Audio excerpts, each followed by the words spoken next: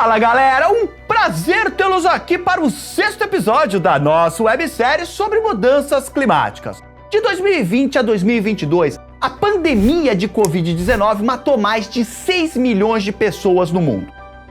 Vários dos países atingidos, eles mostraram uma total falta de preparo para lidar com essa situação. E a consequência disso foram milhares de mortes que poderiam ter sido evitadas. Os governos até podem dizer que foram pegos de surpresa com essa pandemia, mas com certeza a gente já sabia que uma pandemia viria e que a gente tinha que estar preparado.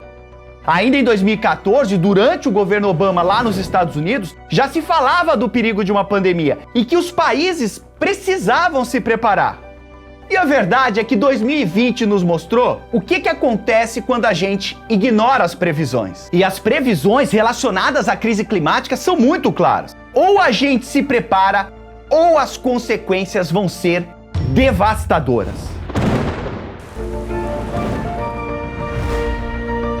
Deixa eu te contar uma história. Em 1883, durante a Exposição Internacional de Pesca, o inglês Thomas Huxley disse que a pesca do bacalhau era inesgotável e que nada que fosse feito poderia afetar o número dos peixes dessa espécie. E que qualquer tentativa de regular essa pescaria seria inútil.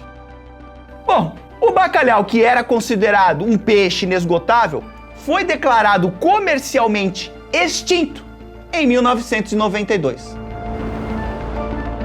Pois então, galera, a gente já chegou no último episódio da nossa série. E essa, acredito eu, seja a notícia ruim, espero que você tenha gostado. Mas a notícia boa é que a gente já sabe o que fazer para evitar que a nossa e as futuras gerações sejam drasticamente afetadas pelas mudanças climáticas.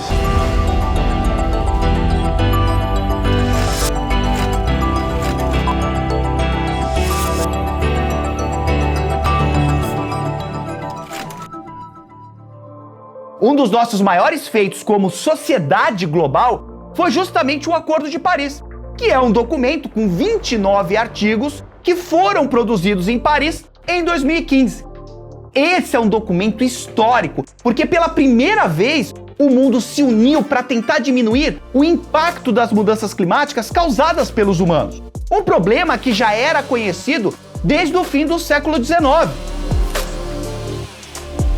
E um dos países que assinou o Acordo de Paris foi o Brasil, que é um país extremamente importante para o cenário das mudanças climáticas. Não só por ter um território gigante, mas também por ter nesse território uma reserva gigantesca de carbono na forma de florestas. Essa reserva ela acontece por quê? Por causa da fotossíntese, o carbono presente no gás carbônico é usado nas moléculas de celulose, que são parte essencial da estrutura orgânica das plantas. Sendo um país tão importante, o Brasil tinha que assinar esse acordo, porque o mundo é um só para todos, já que na atmosfera não existe fronteira. O excesso de carbono que a gente libera no Brasil, através das queimadas, da criação de gado, da atividade industrial, vai afetar, por exemplo, o Suriname, que é nosso vizinho, mas também vai afetar a Indonésia, que fica do outro lado do mundo. Enfim, esse é um problema que atinge todo mundo, independente de onde ele foi criado. E não é só uma questão de posicionamento político, é também uma questão geográfica, uma questão de sobrevivência, de permitir que o mundo do futuro esteja preparado para o que vier. E não é só isso, o Brasil entrou no Acordo de Paris e foi corajoso, se destacando como um dos países que mais cumpriria os compromissos de uma forma ousada e determinada. O Brasil estabeleceu o seu próprio NDC, que é a sigla para Contribuição Nacionalmente Determinada. A ideia desse NDC era dar independência para que cada país tomasse as medidas necessárias, levando em consideração as suas peculiaridades como país, as suas características próprias. E isso tirou do Acordo de Paris o peso de ser uma imposição e deu ainda mais legitimidade para esse documento, já que agora ele era um acordo e não uma imposição entre os países que queriam fazer algo pela manutenção do nosso clima no futuro. E uma das propostas mais ambiciosas foi do Brasil, que era a proposta de reduzir as emissões de gases do efeito estufa em 43% até 2030, em comparações aos níveis que a gente tinha em 2005. Para cumprir esse compromisso, o Brasil prometeu aumentar a participação da energia eólica e solar na sua matriz energética, além de aumentar a eficiência energética e promover tecnologias limpas nos setores industrial e de transporte. E saindo da geração de energia e partindo para as nossas florestas, o Brasil prometeu zerar o desmatamento ilegal até 2030. Zerar o desmatamento, foi exatamente isso que você ouviu. Zerar o desmatamento até 2030. E ainda adicionar o reflorestamento de 12 milhões de hectares de florestas e restauração de 15 milhões de hectares de pastagens degradadas. E será que é realmente possível fazer isso? Será que realmente vai dar para cumprir o Acordo de Paris? Claro que dá, só que para um projeto que foi construído em 2015 durar até 2030, vários governos diferentes eles têm que manter o que foi prometido e investir na aplicação das políticas e obras que vão permitir o cumprimento desse acordo. Só que isso acaba sendo bastante complicado, porque mesmo governos alinhados com o Acordo de Paris, como foi o caso de Justin Trudeau no Canadá, ou como foi o da chanceler Angela Merkel na Alemanha, eles tomaram atitudes que dificultaram o cumprimento do acordo. O Canadá, por exemplo, ele batalha para entender como ajustar as propostas ao mesmo tempo em que ele aumenta o uso de gás natural.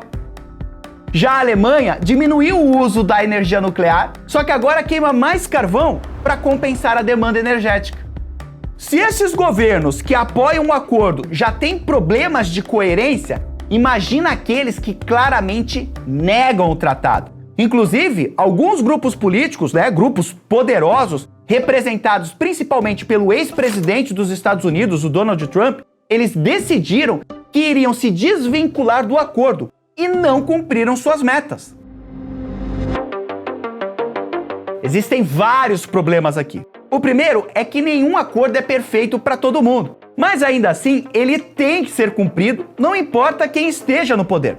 E o segundo é que as soluções para amenizar os impactos do aquecimento do planeta, eles passam por uma etapa de tirar poder e dinheiro de muita gente poderosa e que hoje trabalha principalmente com a indústria dos combustíveis fósseis.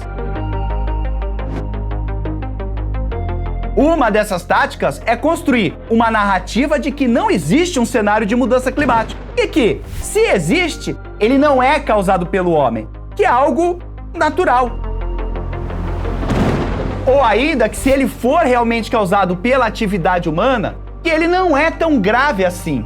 E essa narrativa ela é sustentada por centenas de milhões de dólares de investimentos. Eles fazem de tudo para negar o conhecimento científico na área. E eles vão fazer isso principalmente desacreditando todos os milhares de pesquisadores, desacreditando todos os órgãos oficiais e dizendo que todos eles conspiram contra a população. Essa tática de desinformar a população, ela ficou mais eficiente com o crescimento das redes sociais, que criam bolhas de fácil acesso, onde uma pessoa pode ser bombardeada todo santo dia com teorias da conspiração e que são construídas para fortalecer o movimento que nega as mudanças climáticas. E foi assim que um país extremamente poderoso, como é o caso dos Estados Unidos, acabou elegendo o Donald Trump, um presidente que se elegeu tendo como base do seu discurso a defesa de teorias da conspiração. Uma delas é de que as mudanças climáticas são uma conspiração comunista global que quer controlar as pessoas através das mudanças da matriz energética. Assim que assumiu o cargo, o Trump ele anunciou com uma canetada a retirada do país do Acordo de Paris. E um tempo depois veio uma surpresa. Donald Trump perdeu a eleição para o Joe Biden, que se comprometeu a voltar para o Acordo de Paris. Só que, durante os 4 anos do mandato, o governo Trump tomou todas as providências para que várias medidas de conservação do meio ambiente fossem esquecidas. Um governo pode fazer toda a diferença, e muitas vezes diferença para o pior. O mesmo aconteceu no Brasil, porque afinal as redes sociais elas estão conectando o mundo e eventos que usam a internet vão ter suas versões nacionais. No caso brasileiro, uma história parecida aconteceu com o governo Bolsonaro, declaradamente alinhado ao governo Trump. E aí, já viu, né? Só para você ter uma ideia, a taxa anual de desmatamento da Amazônia registrada entre agosto de 2020 e julho de 2021 cresceu 21,97% em relação ao que foi registrado no período anterior. Foram 13.235 quilômetros quadrados de florestas derrubados em um único ano. Então, um país que se propôs a ser ousado, inovador, a reflorestar, permitiu o crescimento do desmatamento, muito disso ilegal, ao invés de zerar o desmatamento, algo que se propôs oficialmente a fazer até 2030. O aquecimento global é uma questão política. O teu engajamento no processo político é o passo mais importante que as pessoas de todas as áreas podem dar para evitar um desastre climático. Mas agora vamos supor que a gente seja governado por pessoas que sejam cientes que a gente tem que investir para diminuir a gravidade dos efeitos das mudanças climáticas. Vamos fazer esse exercício. O que será que dá para fazer? Será que a gente ainda tem tempo para evitar o pior? Sim, tem muita coisa que a gente ainda pode fazer. Tem muita atitude que pode ainda ser tomada. A gente viu algumas delas no vídeo 4, aquele que foca no Brasil. Como, por exemplo, o investimento na melhoria da nossa agricultura. Algo que a Embrapa ela vem pesquisando bastante nos últimos anos. E tem também as soluções baseadas somente na manutenção da natureza, que estão imediatamente disponíveis e são de baixo custo e baixa manutenção. Os manguezais, por exemplo, eles fornecem barreiras naturais eficazes e baratas contra inundações e erosão costeira. E isso valeria para outros ecossistemas também. Afinal, se a gente mantiver a qualidade da água e do solo, por exemplo, a gente pode continuar contando com os serviços ecossistêmicos. Você sabe o que são serviços ecossistêmicos? Serviços ecossistêmicos são os benefícios que a humanidade pode receber de um ecossistema saudável, de uma floresta saudável, de um manguezal saudável.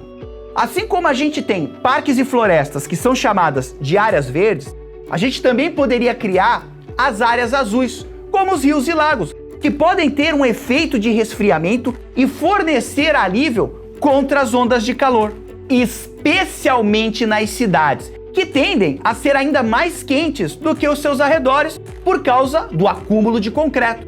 Além disso, os parques e lagos, eles podem ajudar a gente a lidar com as chuvas torrenciais mais frequentes, absorvendo essa água.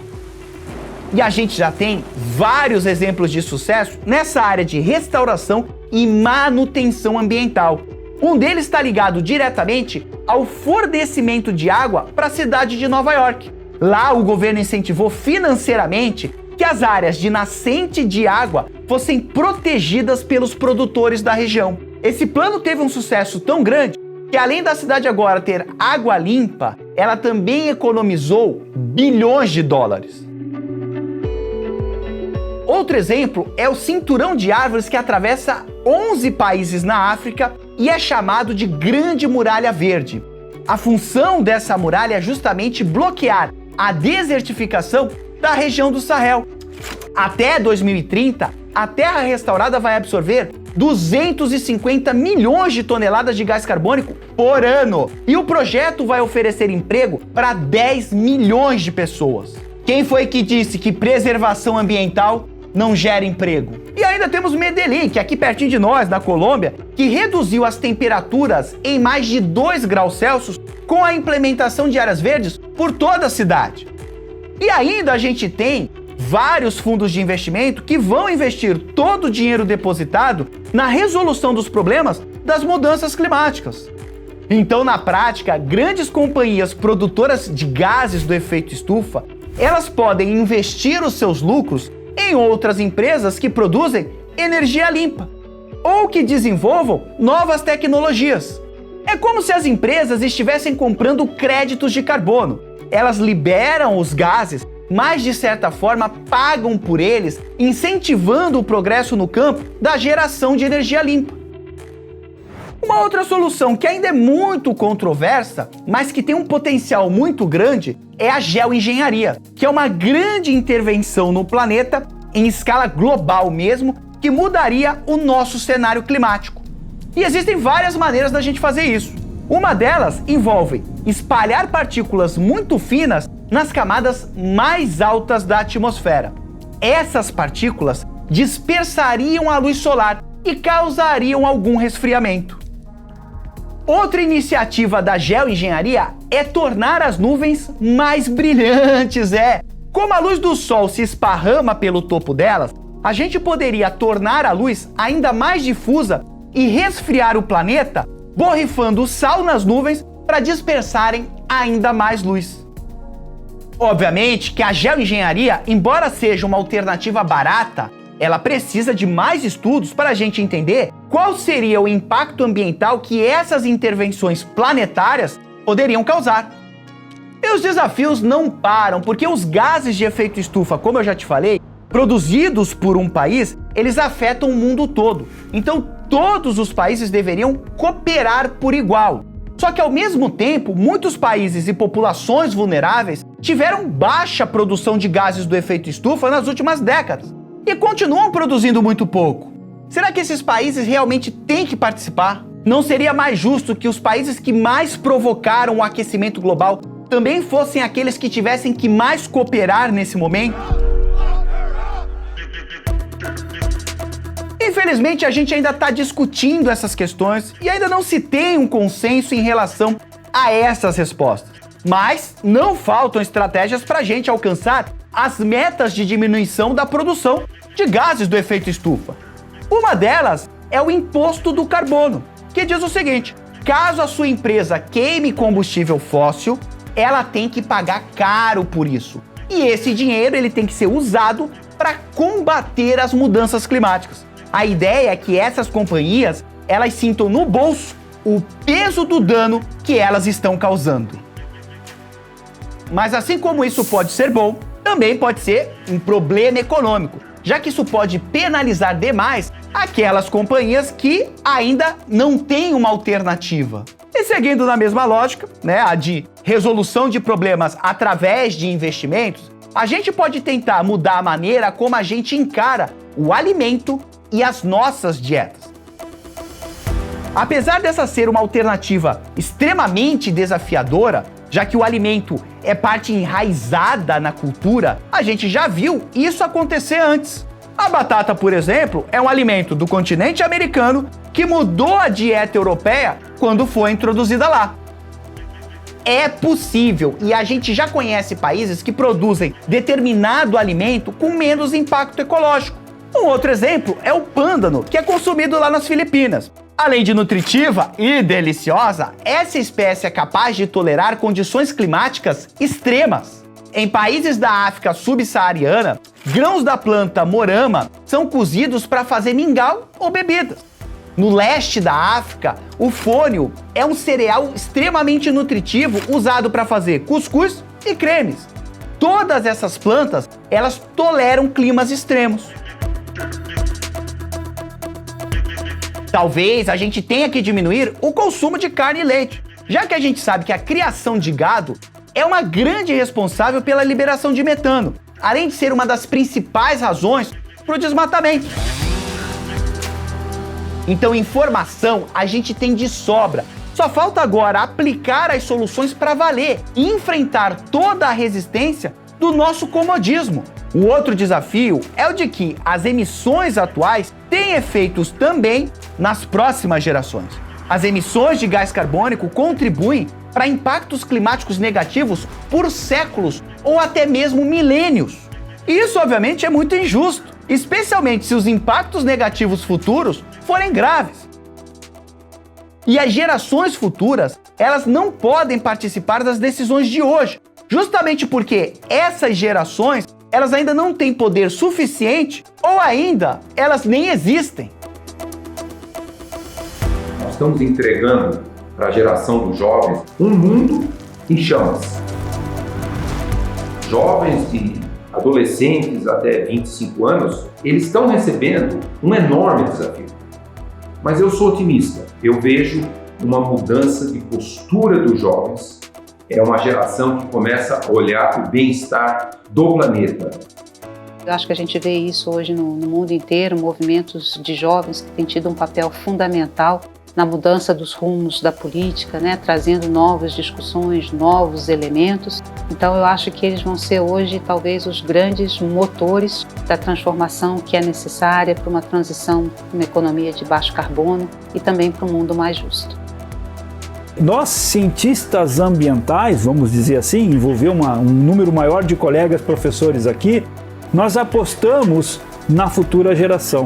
A futura geração é que vai ter a informação, o conhecimento e, o mais importante, a ação.